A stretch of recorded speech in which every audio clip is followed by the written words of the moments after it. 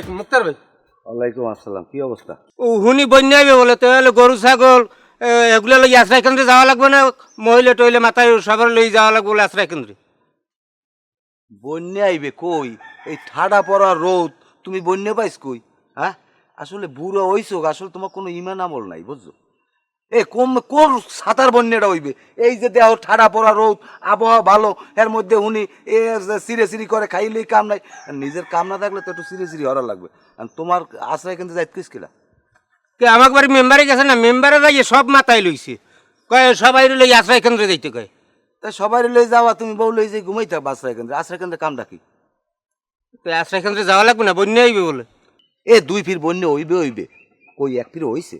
আমার এই দুই ফির বন্যায় যে কত ক্ষতি হয়েছে হ্যাঁ নিজের অন্তরে জানে।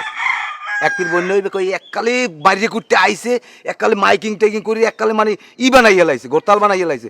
আমি এই চিন্তা করছি আমি একটা ঘর পাবো না, তা আমার নিজের ঘর, পুরান ঘর, সাবুল দিয়ে ছুড়েই আমি কাজ করে হেলাই দিছি। কই বন্যা হয় নাই, পরের দিন বেরিয়ে হলে আমি এখন কি করবো? এখন আমি ঘর নাই, আমি গুরু ঘর লই থাকবো কই? শেষকালে আমি এই মিস্ত্রি বিষয়, কোনো গ্রামে একটা মিস্ত্রি ভর্তা খাইতে পাওয়া যায় না, কাঠ মিস্ত্রি কই গেছে দাম। আমার অনেক কষ্ট হয়েছে, লাস্টে আমার এই বাইরা বাড়ির যে মিস্ত্রি আইন নিয়ে এইবার হারছি, আমার 30-40 হাজার টাকা খরচ হয়েছে। হ্যাঁ, আমি ওই ফাও জামালায় যাবো না, কোন সাঁতার বন্যা হইবে, কোনো বন্যাটা নইবে না। বাড়ি যাও, বাড়ি যাই ঘুমাও। এখন কি করবো তাহলে? কি করবা? খাতা গায়ে দিয়া যাই ঘুমাও, আর আলু যদি থাকে মিডি আলু এই খাও। আলু খাম বাড়ি বন্যার সময়? বন্যার সময় তা খাবা কি? আর কচু কোন সাঁতার বন্যাটা হইবে? বুড়ো হয়েছে, বাতাসে কোনো ইমান নাই, আমল নাই। মেম্বার চেয়ারম্যানে কয় যদি ওদিক দিয়ে বন্যা হইয়েই পরে হানে, তাহলে কেমন করবো হানে ঘুরে গেড়া লইয়ে?